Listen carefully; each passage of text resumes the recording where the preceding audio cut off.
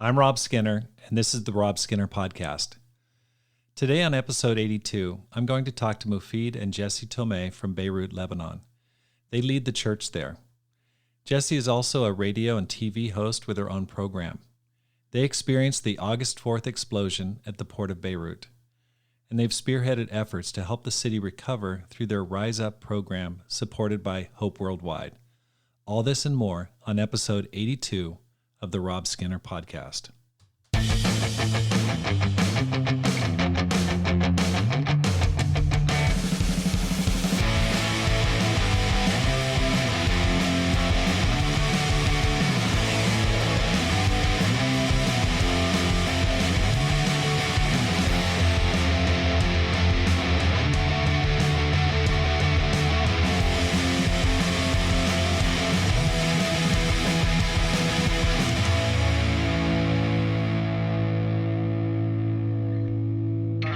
Welcome back to the Rob Skinner Podcast. My goal is to inspire you to live a no-regrets life, make this life count, and multiply disciples, leaders, and churches. I'm so happy today to have Moufid and Jessy Tohme from Beirut, Lebanon on the program. They experienced a bomb last year that just changed the world in the port of Beirut, and they'll be talking about that.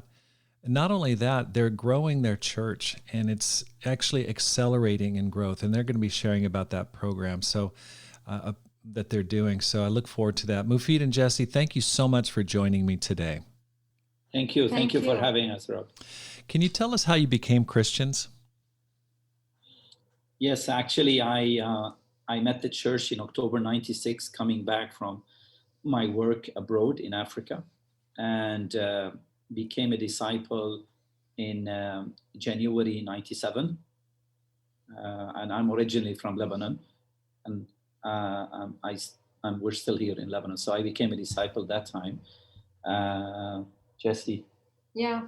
My brother, my youngest brother, he used to be a disciple. So he invited me. I was engaged and ready to get married in 2 months, not to Moufid, to another guy. And, they asked me to study the Bible. And honestly, I had everything every woman wants, but I was miserable from inside. And then they studied the Bible with me, and the love of Jesus, I felt, the compassion, the love.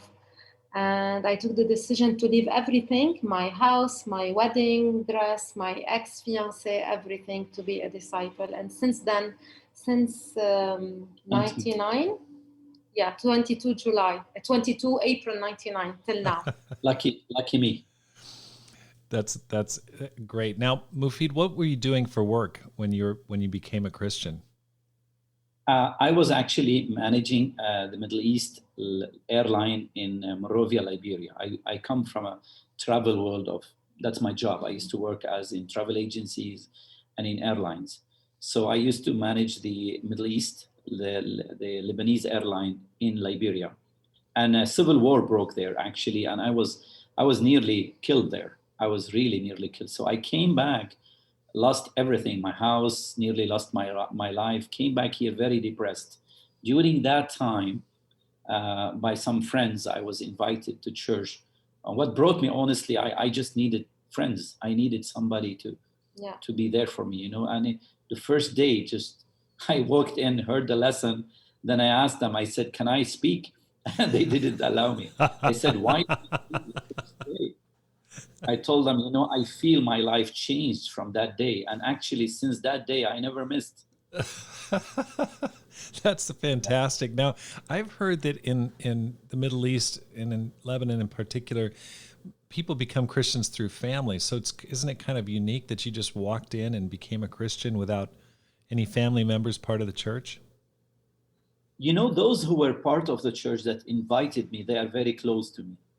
They are actually nearly family, but they are not immediate family. I see. So it is actually, you have to come through a trusted friend or a family. It's always like this here. I see. Okay. So you guys got married in 2000. What was it that attracted you to each other? Jessy, you're coming off of a broken engagement. It must have been challenging. How did you guys get together? Honestly, when I first became a disciple, I wasn't planning on getting married at all because I left everything. And for me, I just wanted to live for God. And I was praying every time I pray. And honestly, what I loved about Mufid, it's his spirituality and his love for God. I always wanted to hear him speaking and preaching the word of God. His deep conviction. And I'm the opposite of Mufid. I had everything. I had money, I had position, I had job, I had a fiance, I had a house, nice house, everything every woman wanted. So I gave up everything because I found Jesus. So I was praying and I said, God, I led my life all those years and it led to destruction. But now I want you to lead my life and choose the one who's gonna together we wanna build your kingdom. And every time I'm praying, Mufid is either calling me, sending me message, etc.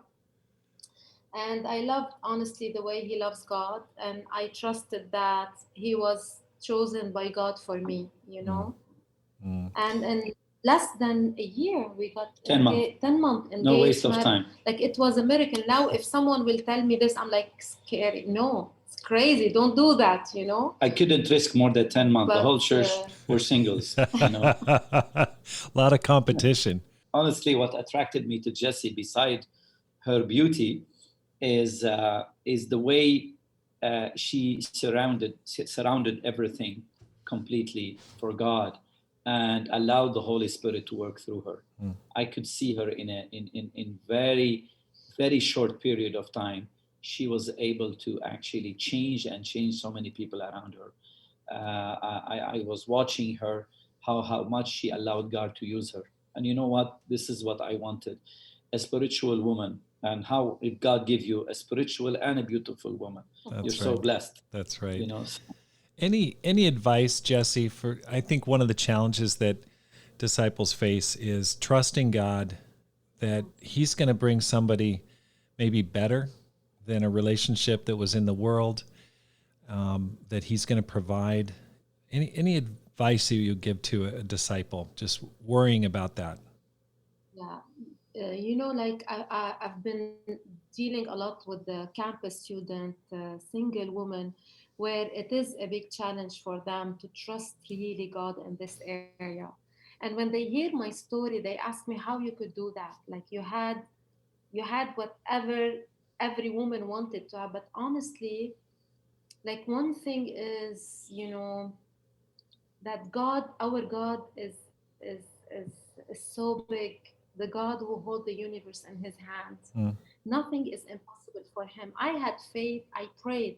It took me 1 week fasting and praying to have the courage to break up with my ex-fiance because I loved him. And in 2 months, my wedding is there, But when I was praying and fasting, and I prayed and I said, God, you are able to give me this person if he is the one for me. But if I chose him, he's not gonna be able to give me you.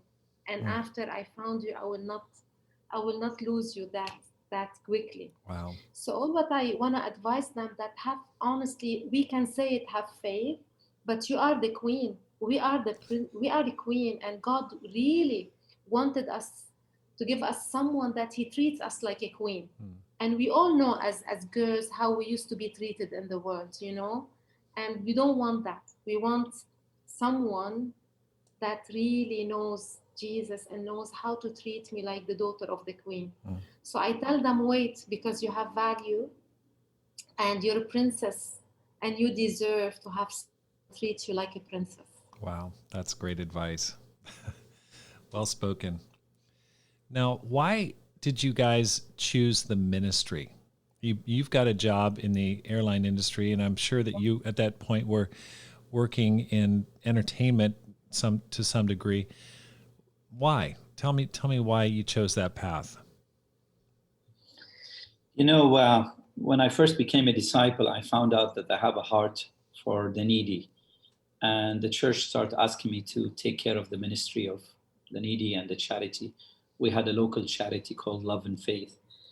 And I started working with that. And I found out that what pleases me is to make people,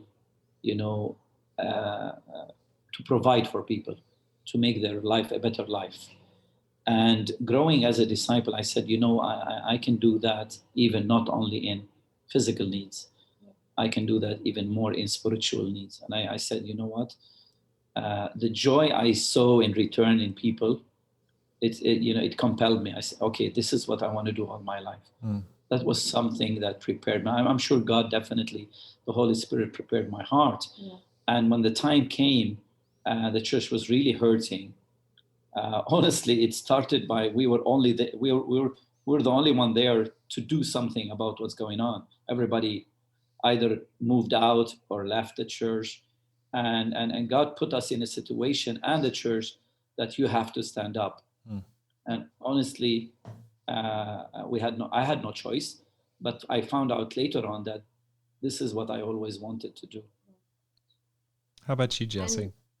Yeah, for me, I was working and making a lot of money. I was working in advertising, and I was in the peak of my life. But when I met Jesus, and I saw myself like the sinful woman in the Bible, where He really forgives me all my sins, even though I don't deserve it. And I remember the day I was baptized, I said, Jesus, I want to live for you. I'm ready to give up everything.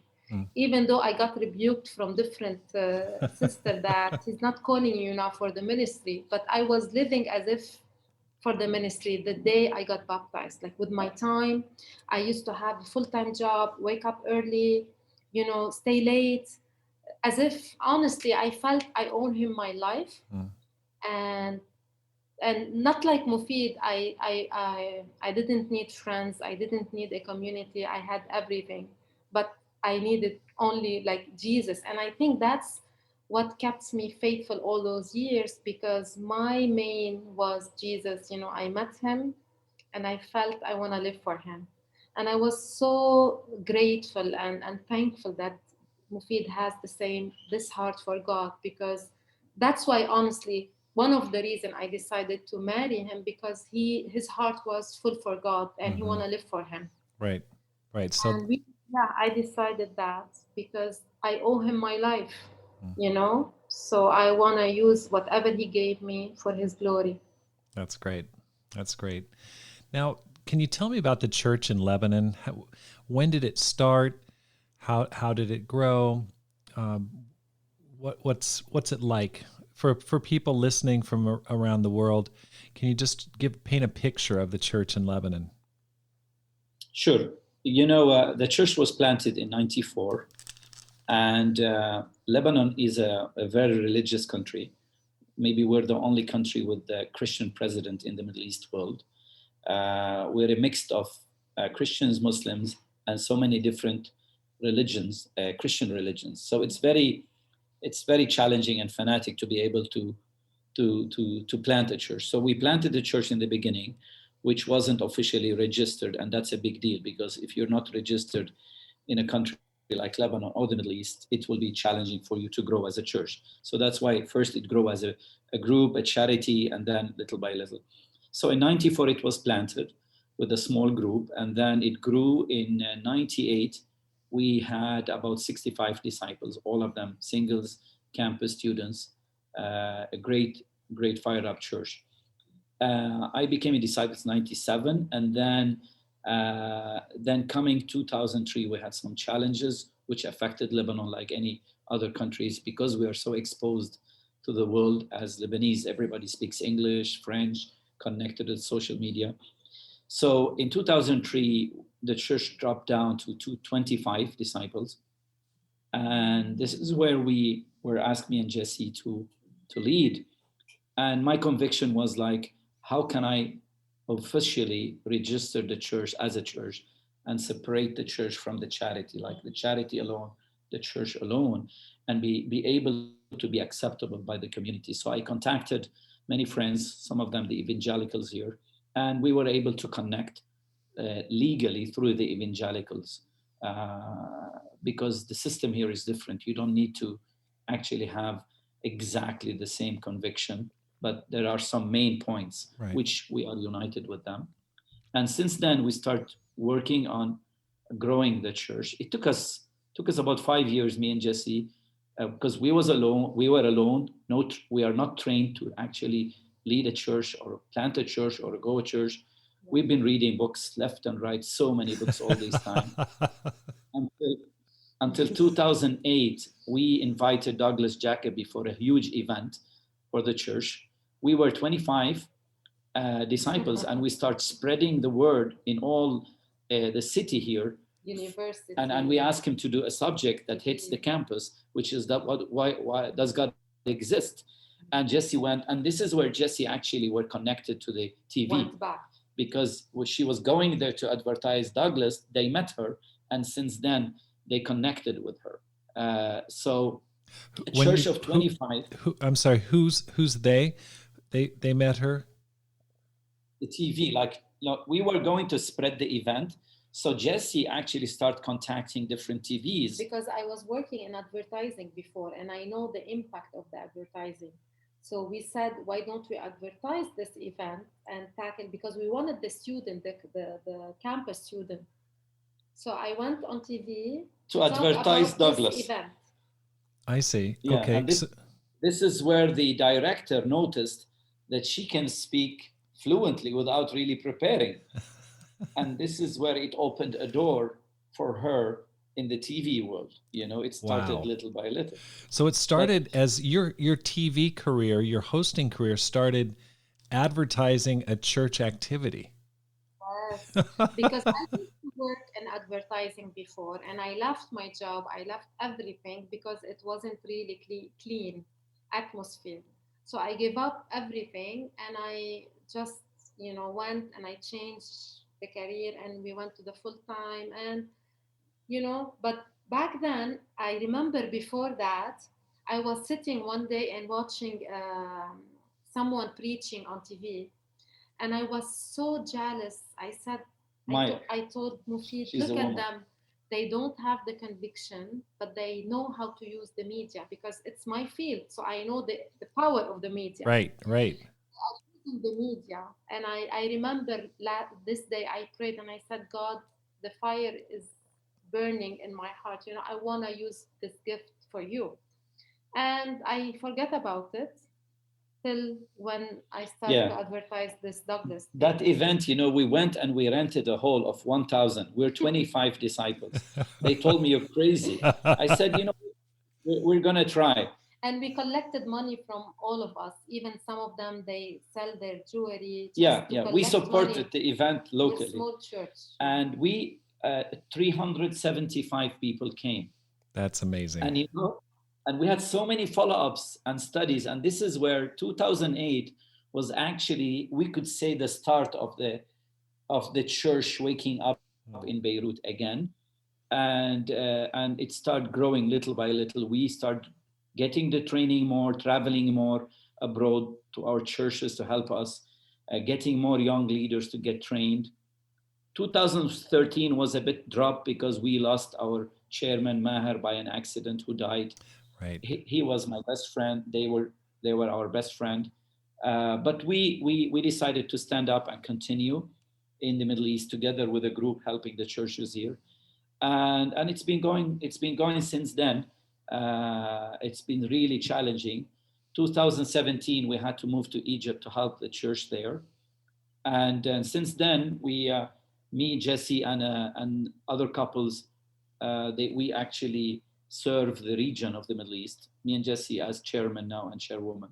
Okay. But it's been challenging, and the church has been really growing. But the huge growth, actually, the last 2 years, specifically in Lebanon. Okay, so let's talk a little bit about, for those unfamiliar with the Middle East, what are some unique challenges that you face in spreading the gospel?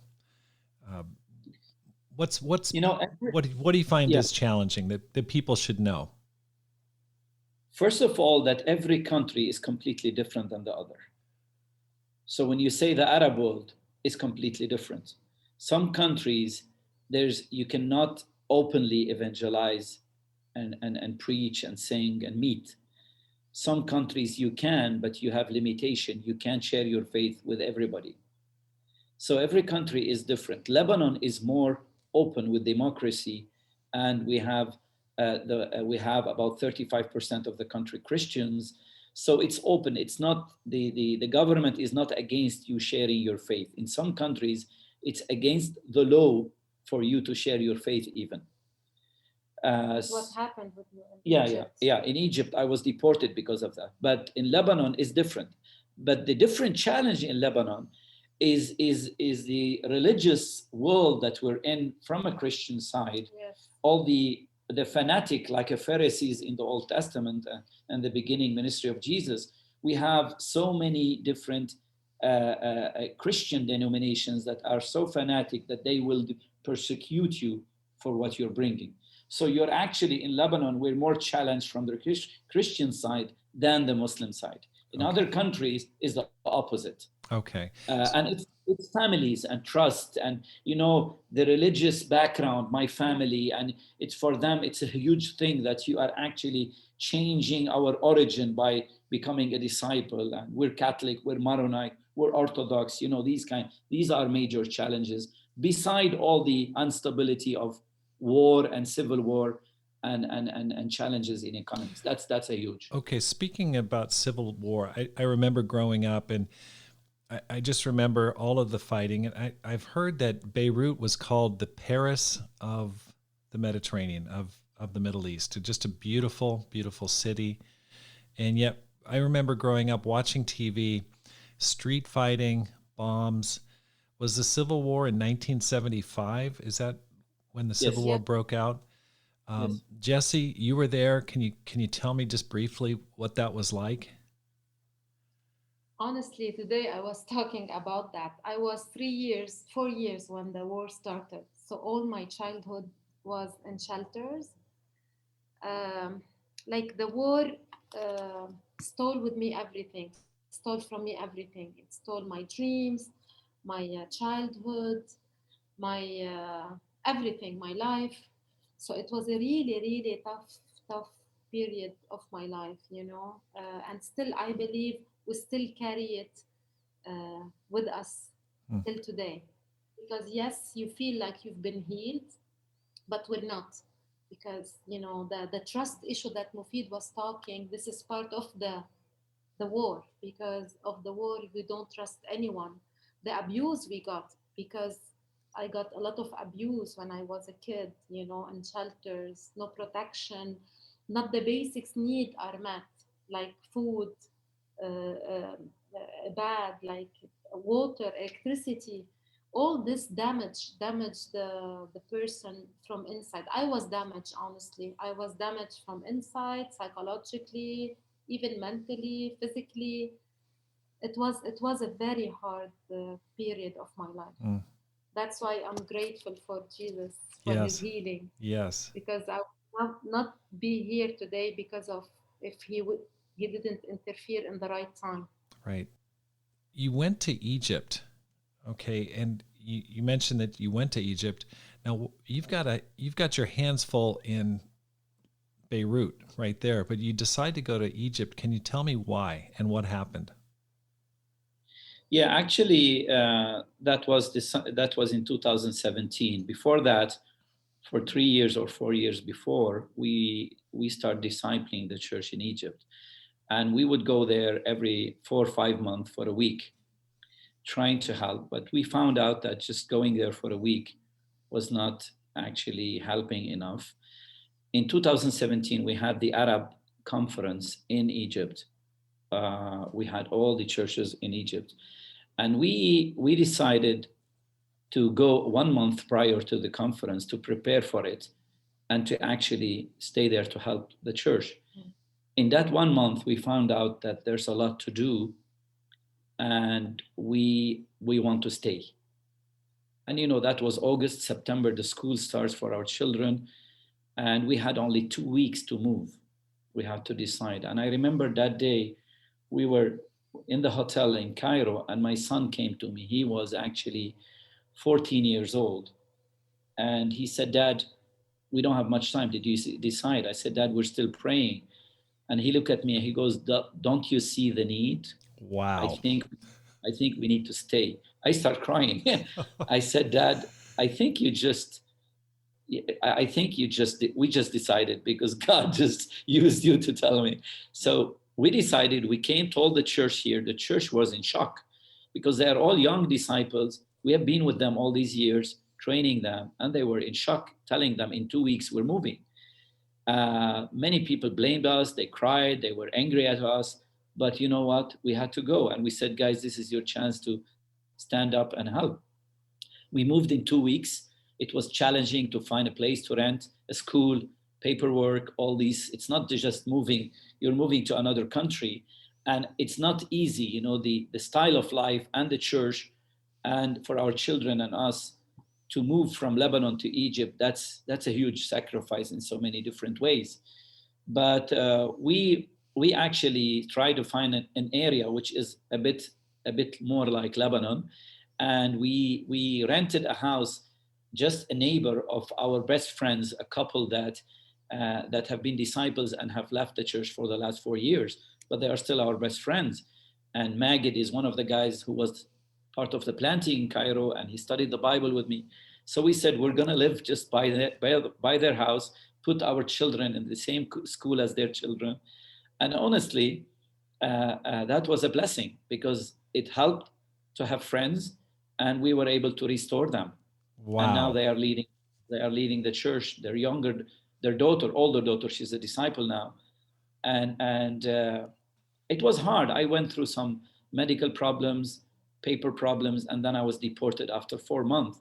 But we were able to do a lot of changes in the church, a lot of training that actually helped the church now to be restored and growing little by little after losing a lot of people. Then I had to leave, and Jessy had to stay alone with the kids for 6 months because they are in school and they have to finish it. And me being here and Jessy in Egypt alone with the kids, that was really challenging. But I found out that God wanted me to come back because the church here didn't manage well. They were hurting. So I had to come back.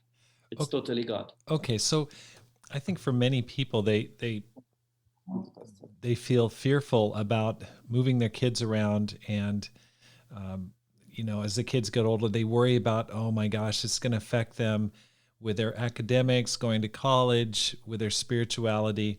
What was your experience? How did it affect your kids making that radical decision to move while they're in high school or when they're older? Jessy would love to talk about that. Yeah. Honestly, like it was really a hard decision to take because when we start feeling the need, I want to share this because it really helps me personally. I was reading the Bible and praying, like, God, who do you want to send to Egypt? You know, like I'm praying, God, send us someone to send to Egypt because we see the need. There is a need, and I'm praying. And, sometimes when you hear this voice that you go, no, definitely no, I'm Lebanese. And the community.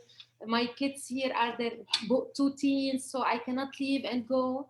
But I still remember I was reading when Jesus talked to his disciples and he told them, go and ask for a donkey. And if they ask you, what do you want? And tell them Jesus needed it. Right. So when I heard this word, I needed it. So I'm like, this is the first time I hear that Jesus needed something. And then I realized that God really wanted us to go. And, even if I am a donkey, he can do miracle through me. Because I was giving many excuses not to go. And for my kids, my son, was a little bit started being rebellious, and I was afraid and worldly that there's no teens ministry, it's not a healthy church. And all my friends, even disciples, honestly, they didn't really advise us to go because, I will lose my kids. As a mom, I'm talking, Right.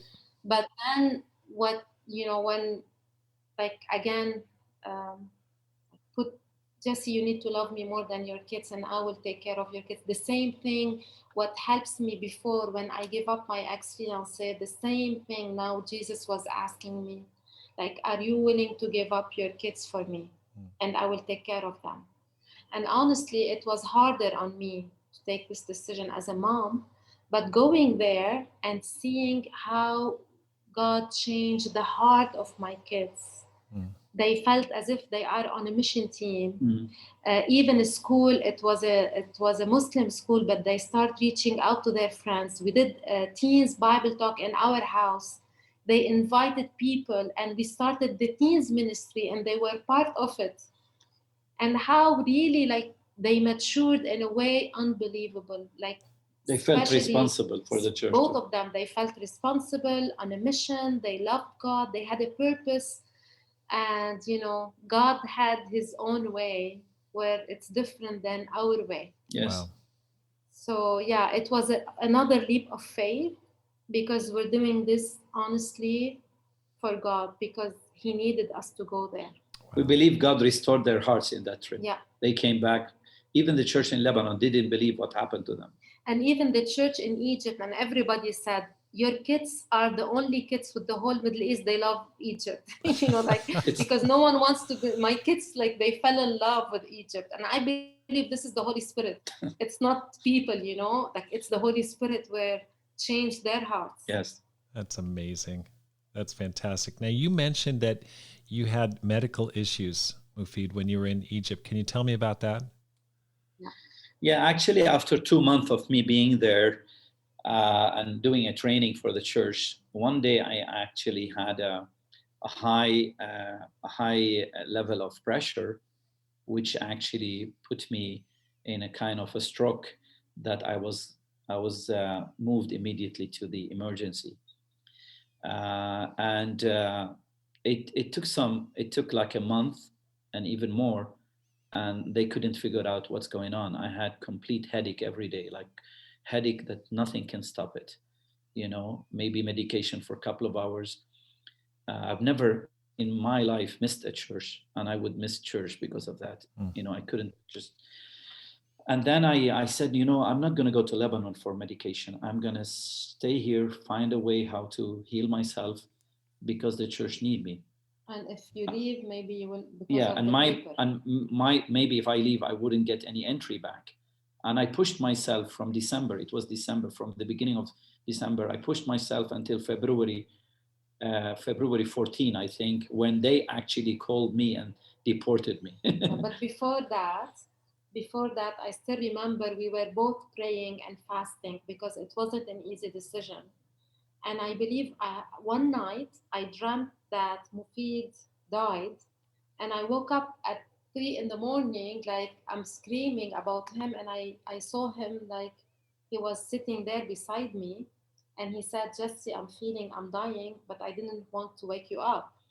And we ran to the hospital that day, and after that, they asked him to leave, because we will never take this decision, because we were afraid that he's not going to come back.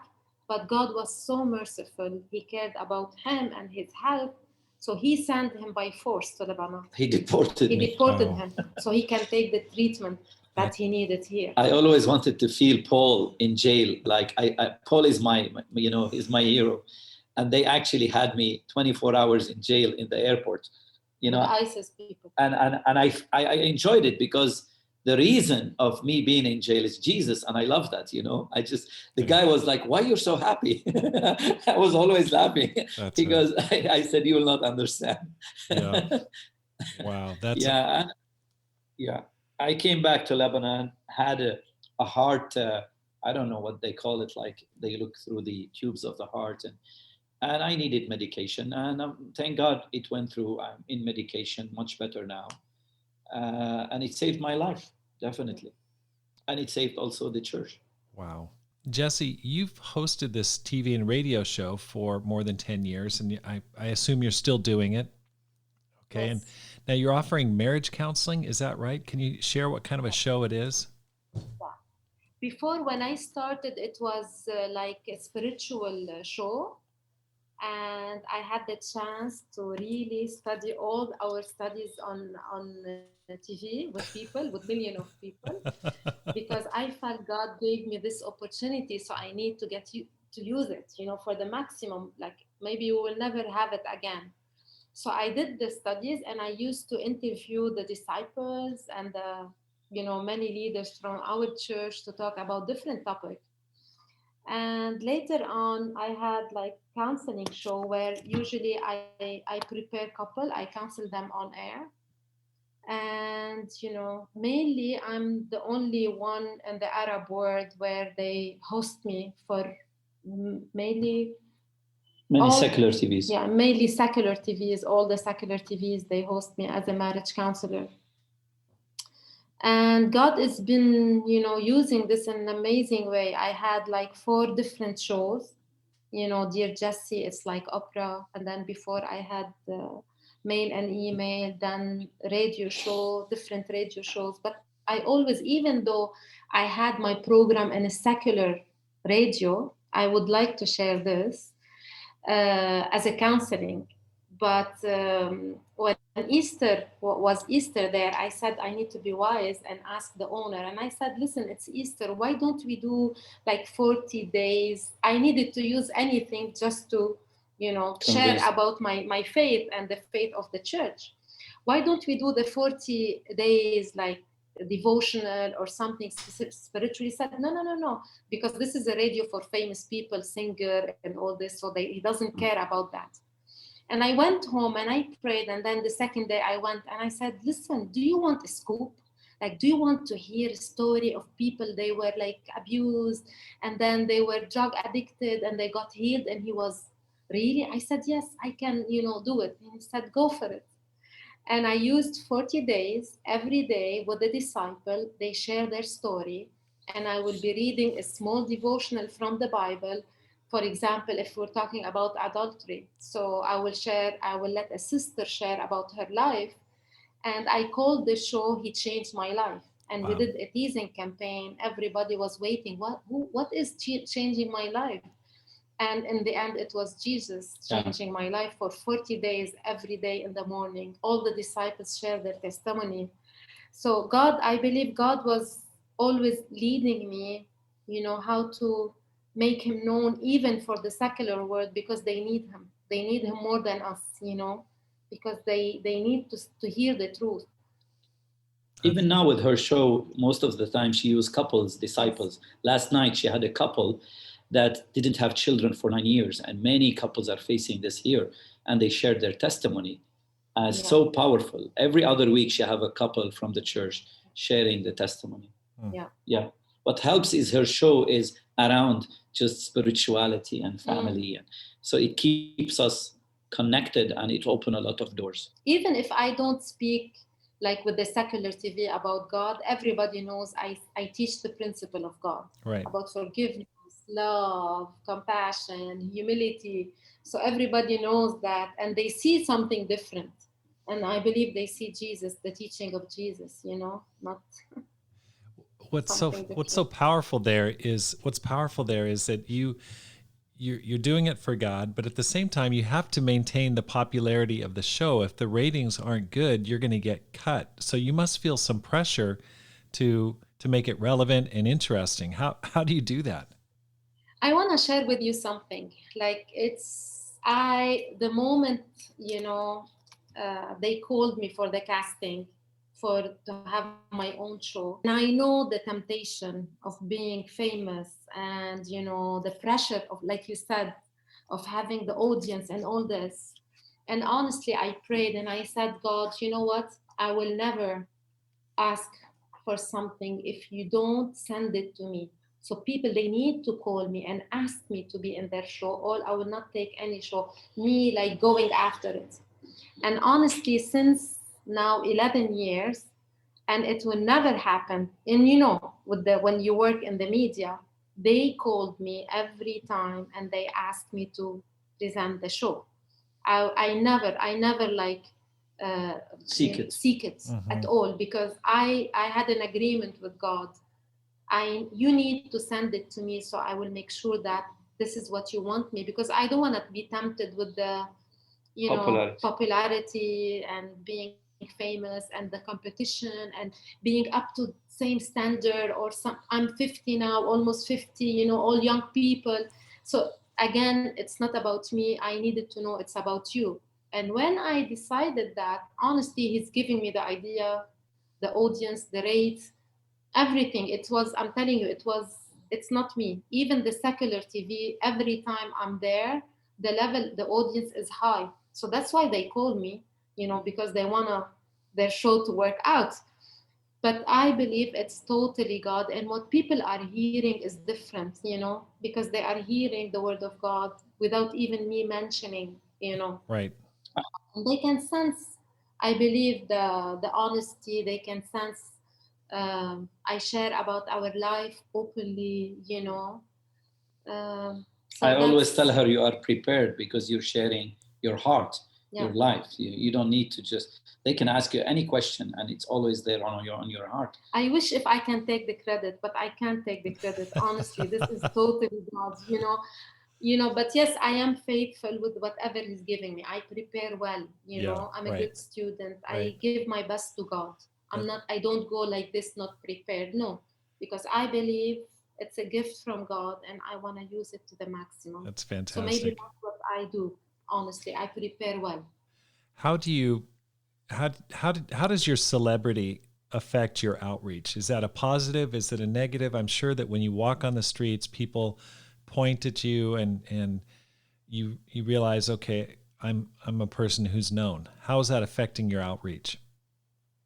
Here in Lebanon, not like I am that celebrity, honestly. Yes, some the people they know me, but I don't feel the pressure of that. And I think it was good in a way because they trust me. So now they are trusting the gospel. So I am someone where people they trust now, even with a different background. I don't just help Christian. I help people with a different background, and they know my belief, and still they want me. They want me to help them with their marriage because I have value. Mm. So it helps in an amazing way this way. And another way, like I told you, it is a trap where I need to always protect my heart, and my motives. Do I have the right motive now? Mm. Do I want the glory for me? Do I want this? So it's always I'm evaluating myself. But honestly, this vow between me and God protect me a lot. And always I take one show at a time. Because in the end, I'm a full timer and I need this window to share the gospel. It's not my career. So sometimes different TV, they wanted me in different shows, different radio. We make a deal that only one show at a time. And just because I wanted this window to reach out to people.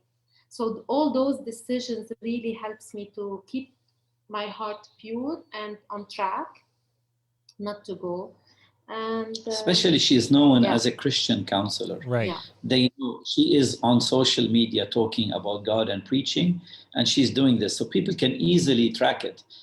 She's not hiding. Right. So that's what she believed, but that's her experience, that's her expertise in marriage. So people respect that. Even from a different background as Christian, they respect her faith and they trust that. Wow. So the church there has been there since 1994. So it's about 26, 27 years. It's definitely an older church. And yet you've been experiencing increasing growth. The church decreased in size down to about 25 and plateaued there for a long time. But now it's growing and growing quicker than ever. Can you tell me what you've done, what's happened, and how you've created that kind of growth? The experience of Egypt, I felt that I can easily die immediately. Just like we life is short. lost a lot of friends. And I said to Jessy, after that, God gave me back my life. I want to dream big. And, the growth in the Middle East, I know it's a challenging region in different countries, but you know what? We can keep trying different ways. The church has been slowly growing, studying with people. We're the only one, me and Jessy, that are full-time and can do the studies. All the church is young. So we prayed about that. We talked about that. And then God gave us an idea where let's use a different method of reaching out, which is, we call it the net method. And we did a class of first principles. We called it Deep Roots. It's an official class Like, we were doing Bible talks, people come, get to know them. It takes some time to reach out to them. And we felt it's so much waste of our time. But when people decide to come to a class, it's a biblical class, then they are serious. They go for it. So, okay, so we told the disciples, we're going to do a class to train you how to study the Bible. But in the same time, we want you to bring your friends so they can study the Bible while you are getting trained.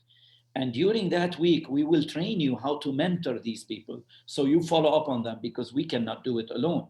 So we created a team of disciples. We explained to them what to do. And then we start doing this. The first class we did, it was women alone and men alone. And we said, let's try it.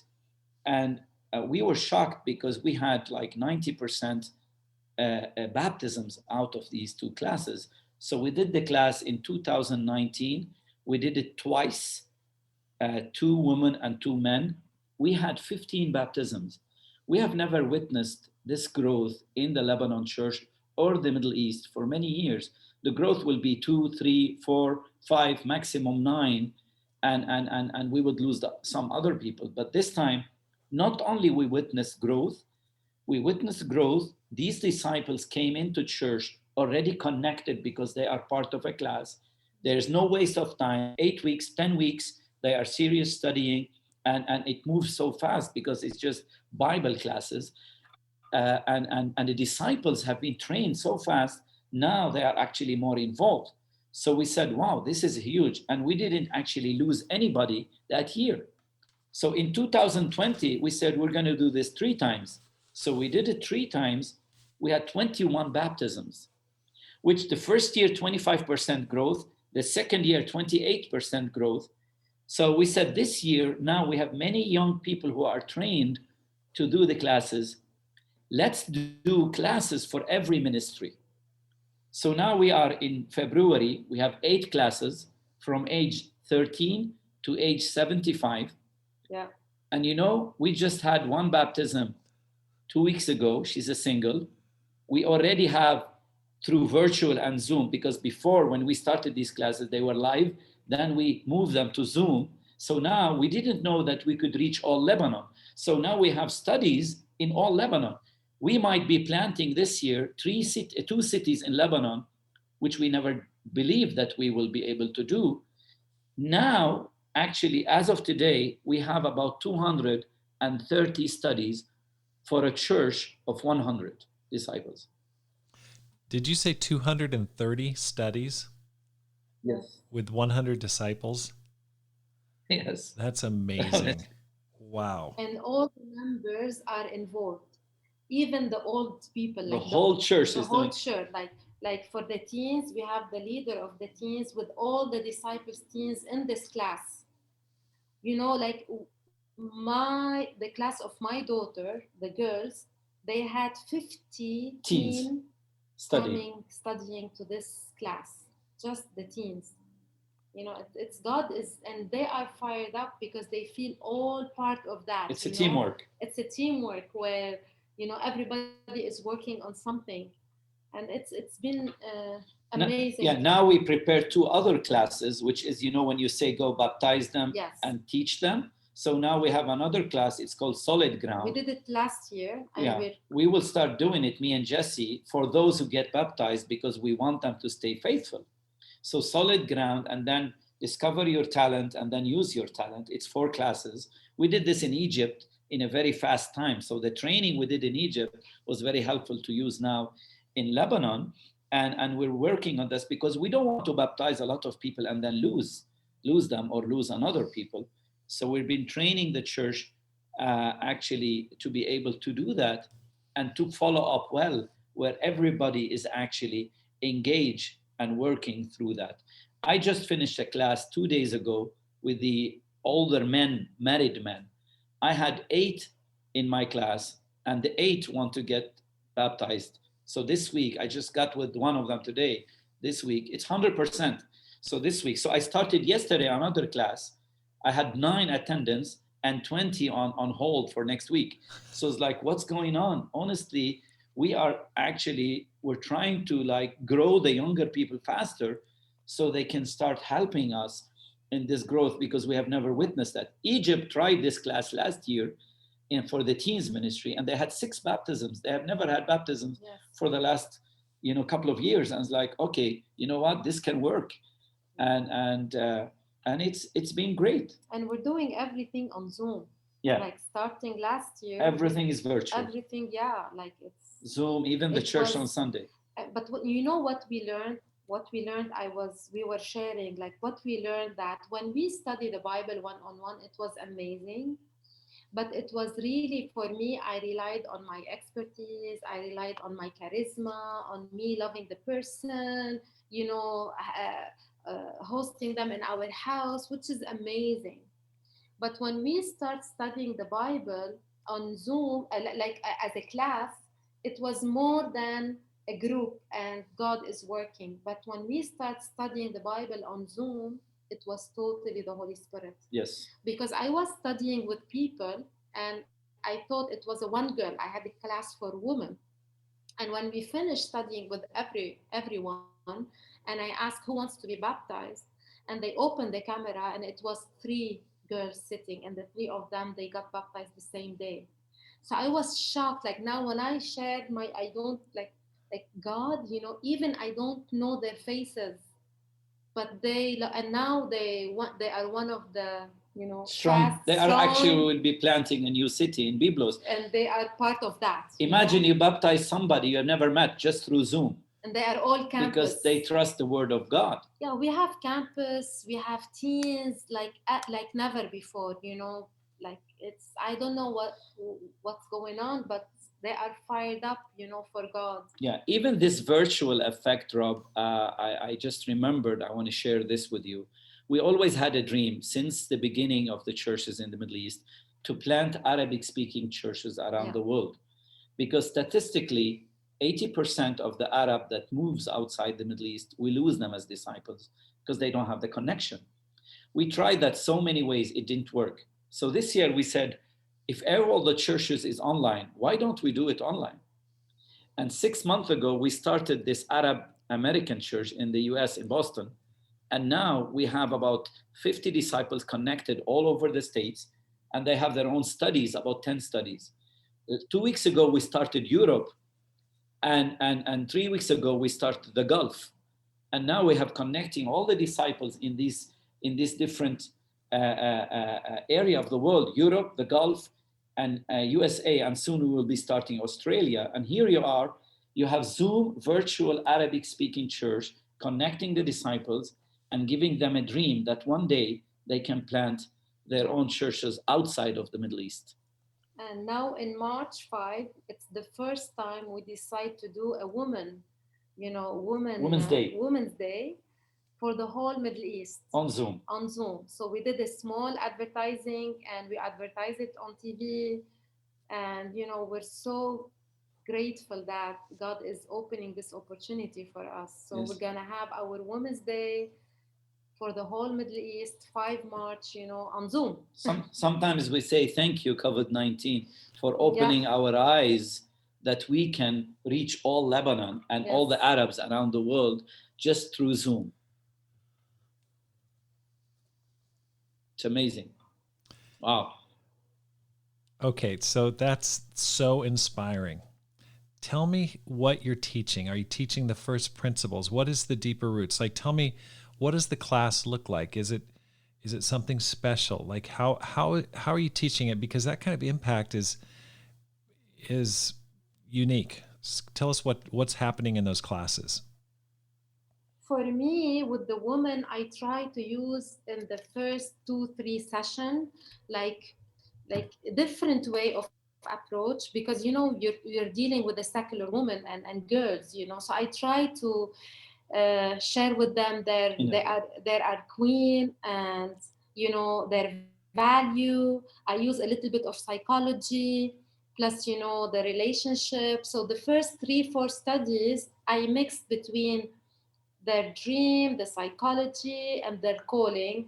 And when they really like it and love it and feel they have now a little bit of connection, I start the studies, the same study The where first principle. the first principle, but giving them in a class, it's different because everybody is involved and everybody is talking, and it's more like a teamwork.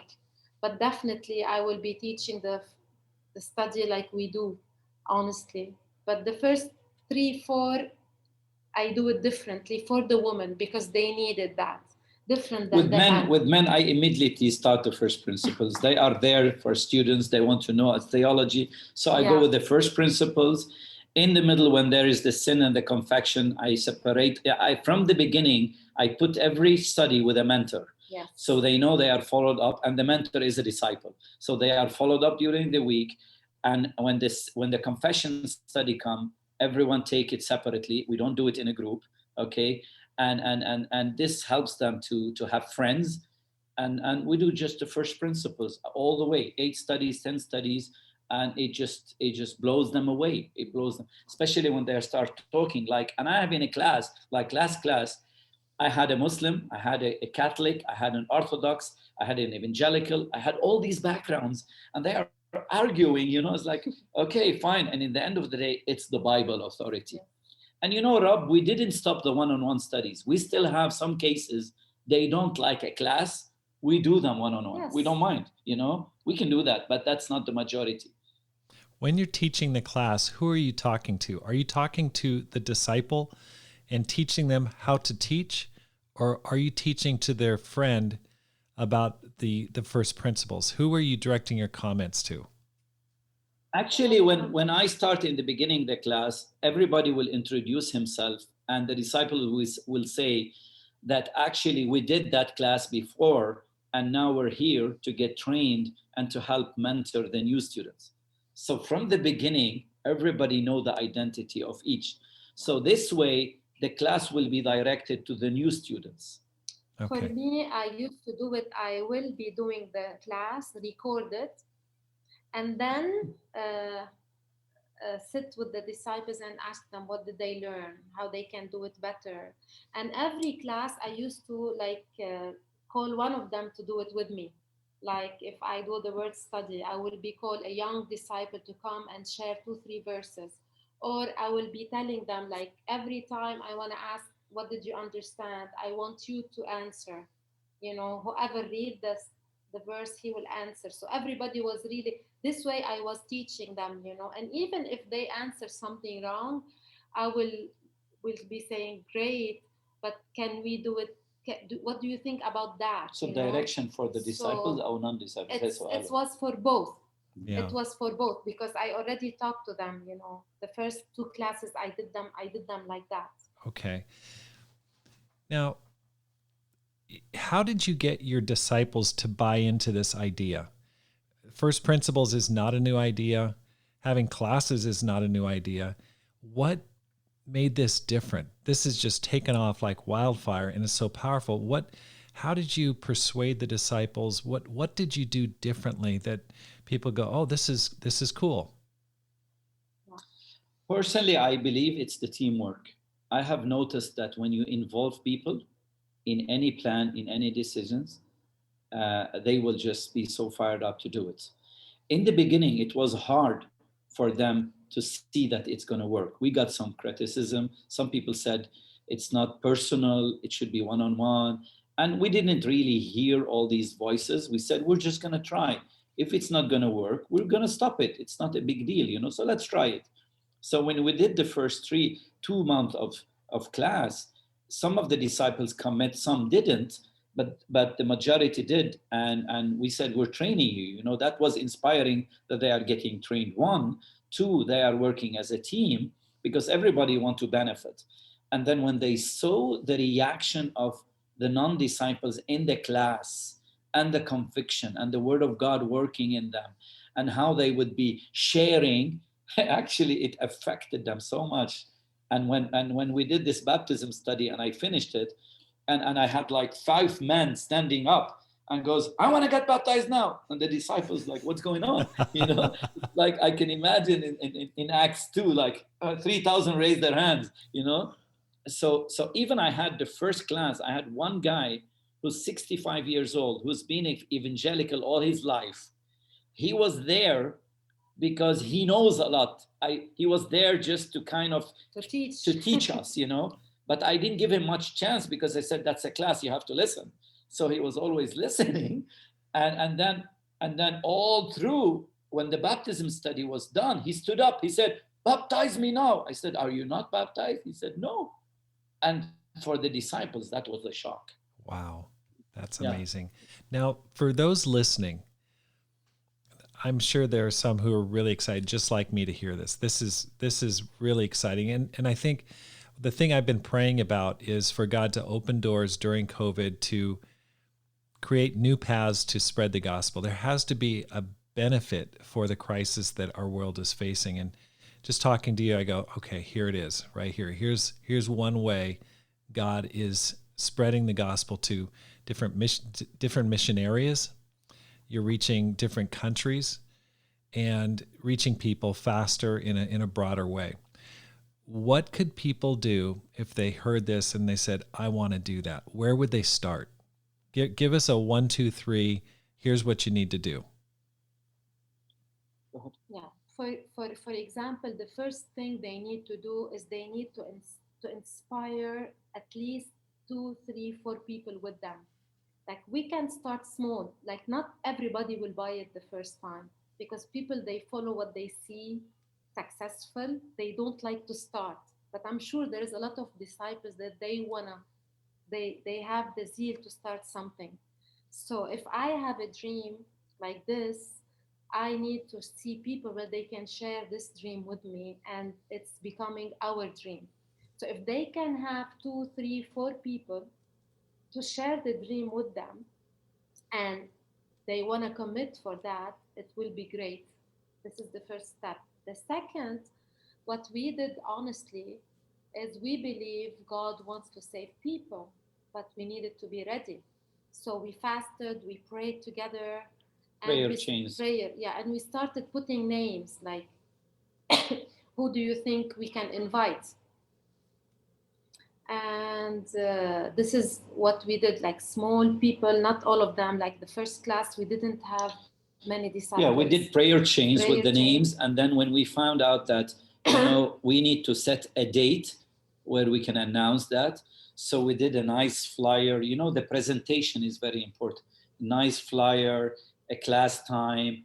We did a logo for Deep Roots. And then we did it in a class, in an office class, not in the church, with the notebooks and just like a class and a screen. And so, like Jessy said, is a small team who believe in it and start praying for it. And we're still doing prayer chains. 2 weeks ago, we did 1 week prayer chain for the whole church, 24/7. And now every week we have 1 day. 24 hours prayer chain. Just we keep praying for these classes because we believe the unity of the prayer in the church have made all these miracles. Yeah, and then when the disciples start attending the class, and they start sharing with the disciples who didn't attend, the impact and how they are learning, even though it was the first principle, but we did them in a creative way where they feel every time like they are learning something new, something different in this time. Wow. So they got inspired and they've been sharing. Like the first time we did a class, we used to have 3, 4 disciples with us. And after maybe 2, 3 weeks, I have all the women attending the class. Yeah. And even it was optional. It wasn't like part of the meeting. It was optional. Whoever wants to come. It's an optional meeting. So I found out that all the women, even the older women, they were coming walking, just to attend this class. And this is, I believe, when God wants to open a door, no one can close it. That's one of the key success in this class is the follow-up. You need, as a leader, to have a different time with the disciples to train them how to follow up, because they don't know.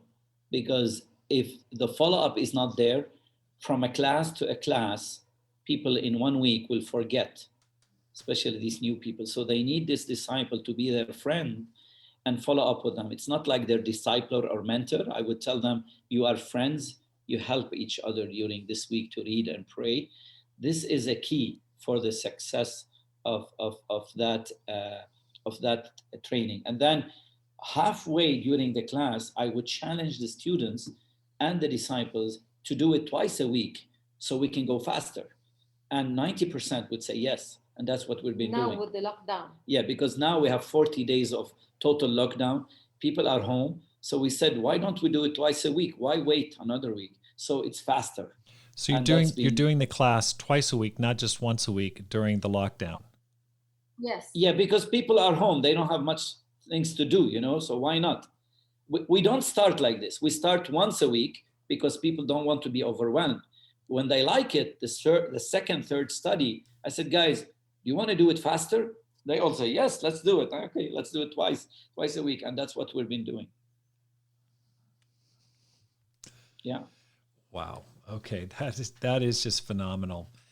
If someone were listening and they wanted to get more information, would it be okay for them to reach out to you and talk to you? Would you be willing to share more in detail? Because this is really groundbreaking, and I think people need to know this around the world. I mean, I'm inspired. I go, okay, I want to do something like that right here. That's awesome. Amen. How would they reach you? Through our email or our phone number. Okay. You can easily, even on Disciples Today, our emails are there, our phones are there. They can reach us there too. Okay. And I'll put the information in the podcast introduction, the information there. So that's great. Anything else you want to say about that people should know about the Deeper Roots program? Because sometimes we have people come late. Like, for example, I've been starting the class this week and I have people coming next week. So what should we do? Do we repeat? No. We have the session recorded and they can attend in one condition. They need to hear the voice, sit with someone who invite them and, do it before attending the second week. Yes. So sometimes I had a girl, she was baptized and now she's helping leading. She heard like 4 lessons audio in less than 2 days for her to attend the class. And she made it. She was baptized. And, like this way, when we record it and give it to them, it shows how much they are sincere. And if they really want to, see God and learn about God more. So yes. It was this condition. Now I cannot stop, like even if they come in the second or third week, they can still join the class. So we have more people coming, but they are listening before the audio. It's like yesterday I started the class. I had 9 men came, but I sent the invitation to 100. So, and then I sent so we started the class and I sent a message. I said, guys, we're on. So only 9 attended. And then after my class, I get messages from about 25. They are apologizing because they couldn't attend. They said, please send us the recording. We want to hear it. We want to attend the next class. So it just involves people in a way that, that it's definitely the situation of COVID have softened the hearts of people to be able to want to know more about God.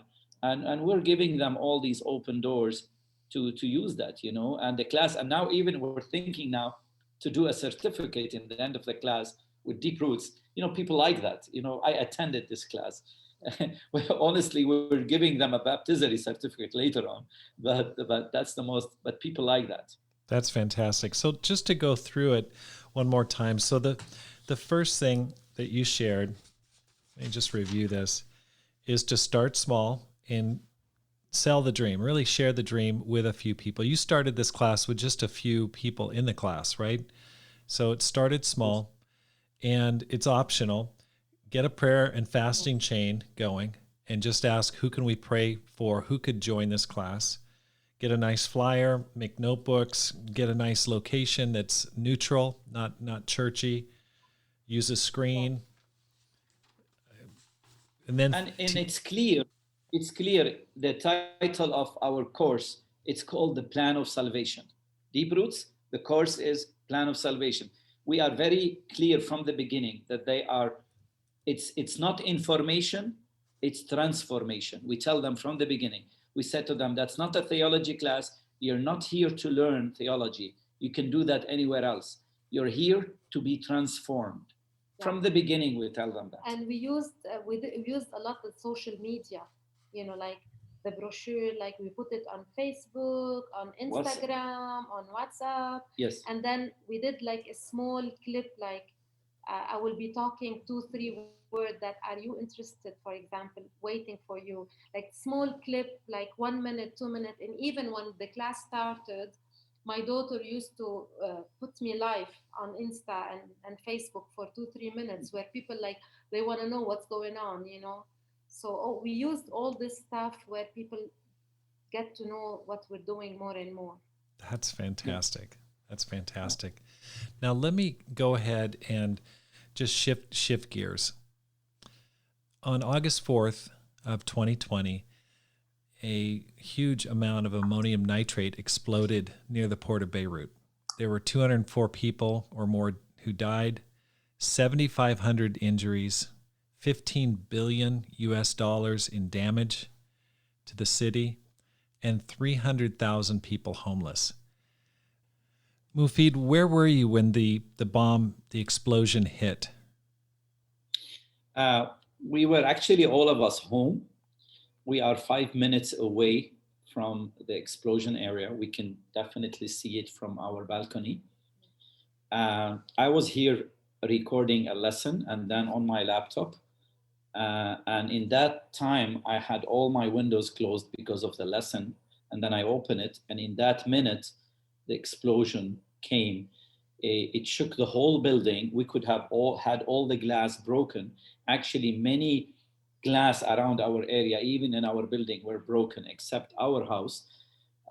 God just protected us. But honestly, in that second, I felt like, with the shake and the noise, that honestly, I felt it's the end of the world. Like you feel nothing. You feel you're just gone.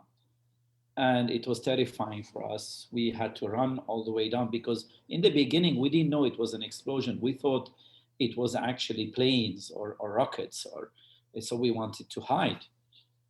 And then a huge, what you call it, the sky became red, completely red, from the Freeport all over our building. It came exactly, I took a picture of it, and then we went up to the roof, and all these burning nitrates start falling on us, and we had to run back home. It was a huge shock for us, for my wife. Yeah. What was your experience, Jessy? What was going through your mind? Honestly, I was sitting with a disciple having our time. And when this happened, like Moufid said, I felt this is the end of the world, And honestly, I wasn't prepared for that. I was depressed for 2 weeks, seeing my people, seeing the blood, seeing all the disciples. Like even we had a brother and a sister, all the disciples, some of them got injured, some of them, we didn't find them. And Moufid went on the street with the disciples just to try to find them. All this scenario, all this what happened, like really, yeah. I couldn't take it on emotional level. So I was depressed. I had a severe depression for almost 2 weeks, crying. I didn't even want to talk to people when they ask about us, because I believe what happened in Beirut killed everything, not only the war killed my dreams, killed my plans, killed my childhood, but what happened, I felt it killed the future of my kids. And I couldn't take it. Like it was so hard seeing the people.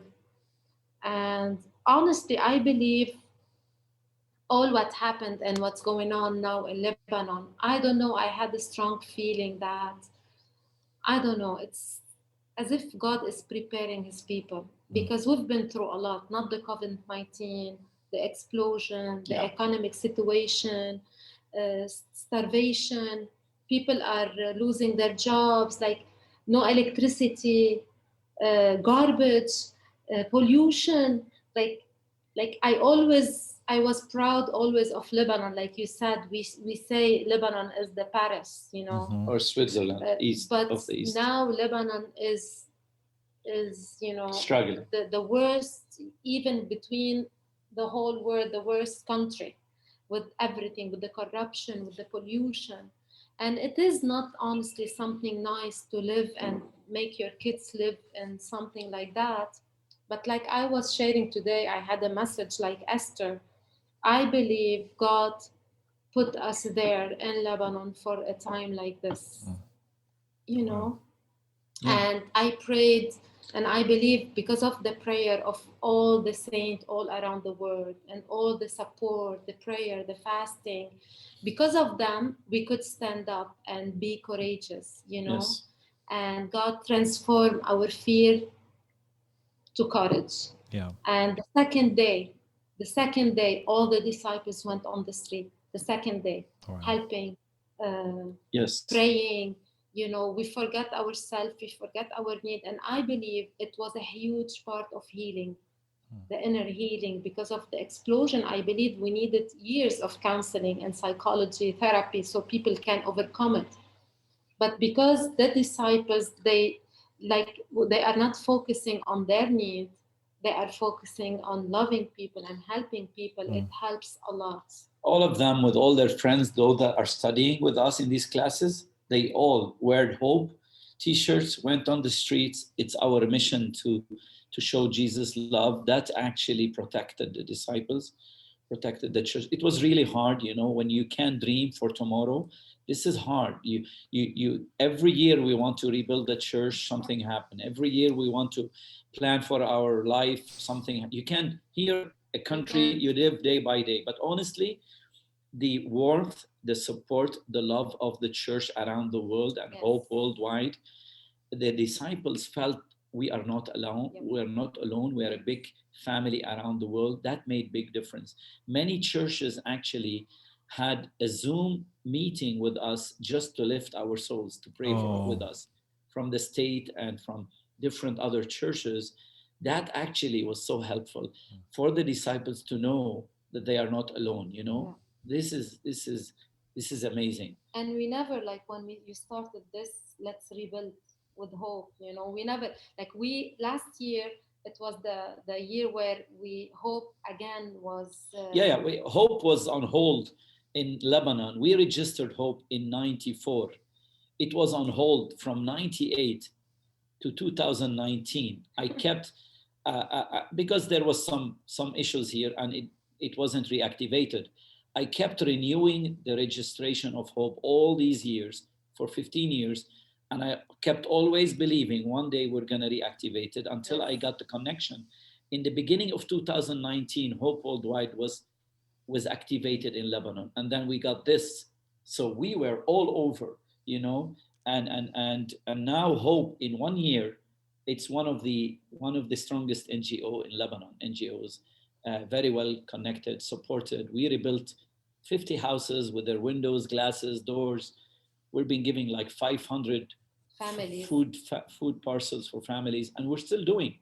Now with the COVID, we're getting COVID relief support. We're giving away, and God has really been blessing in so many different ways, and people have been trusting the work of Hope through just the faith of these disciples out there. Wow. And honestly, the verse that all things work good for those who loves God.